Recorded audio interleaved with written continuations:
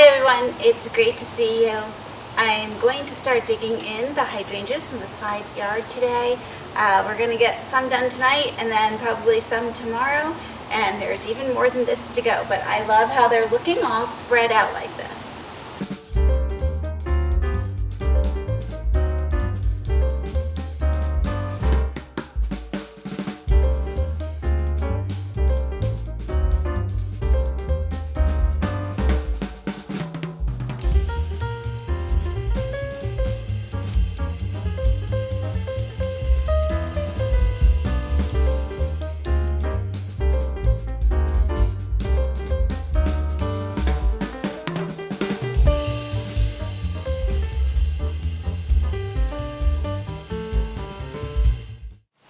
My tricky. You are not in your gardening clothes, you're in your sailing clothes.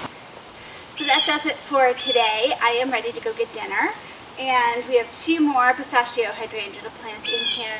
I'll give you a tour once we have a few more things in, but things are really coming along here, and I can tell they're much happier already in the ground.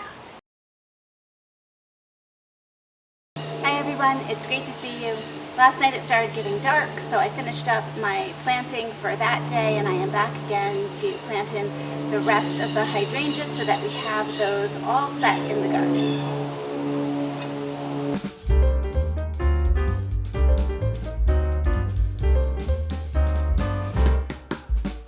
Sort of roll it and loosen it from the sides helps. I might need your help. So notice that as I take the root bag off, how this is not root bound, that there's just all these little roots here. That's because with the root bag, it air prunes. So it reaches, grows through the side a little bit, reaches air, knows that there's no dirt there, and it just stops. So it keeps your roots with a lot of surface area rather than getting them in a plastic pot where you then have to sort of rough them up and hope that they're going to get back to this. So if you're doing a plant in a pot, like I do with the bag and a pot, it keeps them from getting root bound, and you can keep your hydrangea in that pot for so much longer because of that. It's really, really healthy for your plant. So another reason to try the bag in a pot method.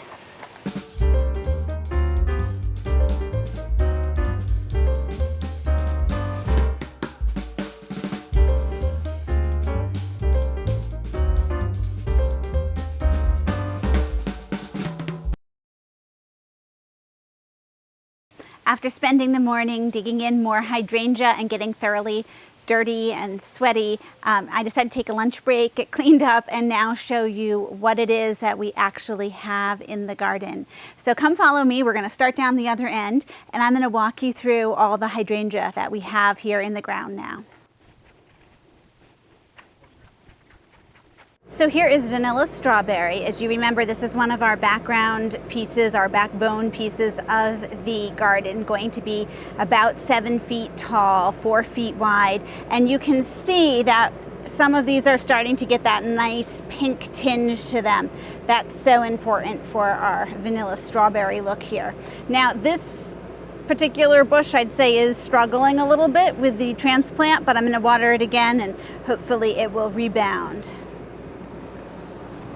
Next in line here, we have 3 of our Seaside Serenade Newport. Now, all of these macrophylla that are planted here are rebloomers. They bloom on old and new wood, and this particular one is only going to get about 3 feet tall. So it'll be a nice clump here of Newport.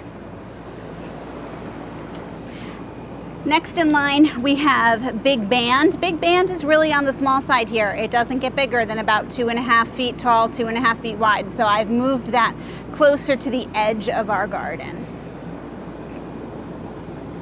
In the back here, we have Golden Penny. Remember, Golden Penny has these lemony, greenish yellow leaves. I just love the look. It's already standing out so well. And this is a big one. This one's gonna get 5 to 6 feet tall. So nice planting in the back. Forever and Ever Peppermint is a new mail order hydrangea to me, and it has that nice bi-colored look to it. It looks like it's settled in really, really well, so I'm excited on how it's doing. It gets to be between 2.5 to 3 feet tall and about 3 feet wide. So once again, closer to the edge of the garden line here. And way back here again, we have Berry White. Berry White is that panicle hydrangea that's going to get to be about 7 feet tall. And once again, going to provide some structure here. So here we have a cluster of rhythmic blue. There are 3 of these, and these get to be about 4 feet tall, 4 feet wide. So this is going to be a big clump. This particular rhythmic blue is my 2nd year with it. It was in a pot before, and you can see that it is re-blooming. So this is the fall bloom now. These 2 are new this year, and it's interesting because I'm looking at these, and the look of these flowers look a little different than those over there. So we'll see if they're actually all rhythmic blue next year or not. But I like how this is really going to be like in the sweep of flowers here, just this massive clump of rhythmic blue that I know does very well for me and gives a lot of blossoms. So here we have Fuchsia Glow. Fuchsia Glow is struggling. Fuchsia Glow ended up having some powder mildew earlier. It's been in triage. It was overwatered. When I went to plant it here, it really had a very small root system. A lot has rotted away. I've done the best I can to transplant it. We'll see how it does. I'm really not sure it's going to make it. Fuchsia Glow doing well will get to be about 2 feet by 4 feet, 2 to 4 feet, sorry, tall, 2 to 4 feet wide. And it is beautiful. It's one that I'll replace if this one doesn't make it. And then we have 2 summer crushes here. These summer crushes are a couple years old. They've been in a pot, they've done great, but their hardiness, their zones go down in hardiness to zone 4. So they really don't need to be in a pot and overwintered in my shed. So I felt like I was ready to put them in the ground and see how they do. They get to be about 3 feet tall and 3 feet wide. And of course here we have our Lucy Althea Rose of Sharon, and it seems to have settled in pretty well since yesterday, so that's really good. Looking forward to seeing how tall that will end up. And next to it we have another macrophylla hydrangea that's going to get to be pretty big also. So this is Forever and Ever Blue Heaven. Forever and Ever Blue Heaven was one of the hydrangeas that I had in triage because we had a really bad case of powder mildew. Now there's a little left on a couple of these leaves here, but most of the leaves have come back really, really well. Its root ball looked excellent. I just decided to put it in the ground. I'll know I have drip irrigation coming here, so it should be good. This does get to be one of our taller, bigger hydrangea. In fact, this is going to get 4 to 5 feet tall. It's a little bit taller than our others. And I think in the corner here, it will be really nice. Now I happen to have way over behind my pavers here that are stacked crazily. I happen to have here Double Down, which is doing really well. This also gets to be about 4 feet tall. And I'm gonna take these pavers out and sort of make this part of the garden and leave it here since it's already established and you know, it's repeat blooming. I'm going to just leave it. So those are the 15 hydrangeas that we planted on this side of the new garden. And now I'm going to show you what we have on the other side. Let's start down the end again. So in this particular section, we have some challenges. This is the only section that doesn't have a gutter right above here. So I needed to plant far enough forward that the drip edge here wasn't going to pound my hydrangea during the next rain. So I have 2 hydrangea in this little section. The first one here is a next generation pistachio, one of our favorites. We just absolutely love it. Pistachio gets to be 2 to 3 feet tall and about 3 to 5 feet wide. So that'll fill in this space nicely. And then over here, we have Starfield. Now Starfield is new this year. It gets to be about 3 feet by 3 feet, and actually I'm gonna come and add some iron because it looks like we have a little chlorosis going on here. But this one, you know, I have not seen it in bloom in person. It is the hydrangea that was actually given out during the Hydrangea Festival to those participants that went to the Hydrangea University on the Cape. I wasn't able to attend, but a lot of the Cape Cod nurseries carried it, so I was able to get this hydrangea. So I'm really looking forward to seeing what this one looks like. let's keep going. Here's Cherry Explosion. Cherry Explosion is the one lace cap that I have here. It gets to be 3 to 4 feet, and it really has rebloomed like 3 times. It just keeps blooming more. So I'm excited to see how this does as my first lace cap. You can tell we're getting a little bit of powdery mildew because I've been watering from overhead. So I think it'll be happy being in the ground and being watered from underneath here. And then if we continue,